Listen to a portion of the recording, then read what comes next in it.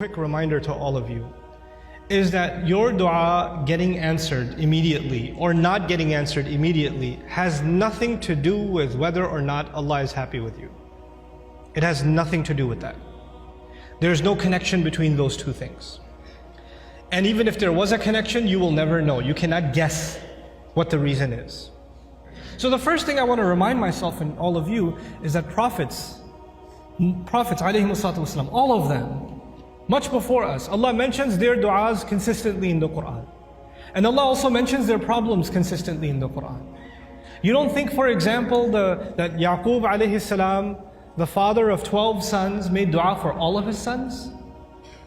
And especially for his son Yusuf, when he lost his son Yusuf, you don't think he made dua for Yusuf's safety, that Yusuf should come back home, that he could look at his beautiful son once again? We know that he cried so much he lost his eyesight. ابْيَضَّتْ عَيْنَاهُ. He lost his eyes over crying over his son. And all of those du'as for so many years go unanswered, and then they eventually get answered.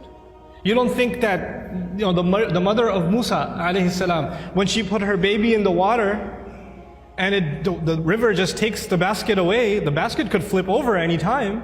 And how do you know the basket is waterproof? How do you know it's not going to leak? How do you know it's not going to hit a rock and it's done? You know, you're throwing something in a river.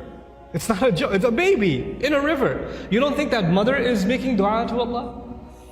And notice the difference. In that case, in the case of Musa's mother, she makes dua to Allah, and a few hours later, she's reunited with her son. Just a few hours later. By the time the baby is hungry for the next meal, he's back with his mother.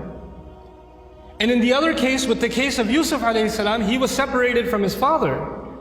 But he wasn't reunited with his father for many years. For many, many years. We are going to go through difficulty in life. And all of our problems are not going to be solved because we made a dua to Allah. Understand the reality of dua. What is the purpose of dua? We often confuse dua with talab. Talab in Arabic means to ask for something, to demand something. Dua means literally to call. That's what it means. Da'awtukum, I called you, I invited you, I cried out to you. This is dua. When we make dua to Allah, sometimes in that dua we are making demands. It's true. We're making requests. But we should never forget that all of those requests, you know what they are at the end of the day? It's a humble slave of Allah turning back to Allah and begging Allah to help him with whatever problem. But it's more than Allah solving your problem. It's just the act that you communicated with Allah that's the most valuable thing. The fact that you actually engaged Allah in conversation, that is the goal in the end.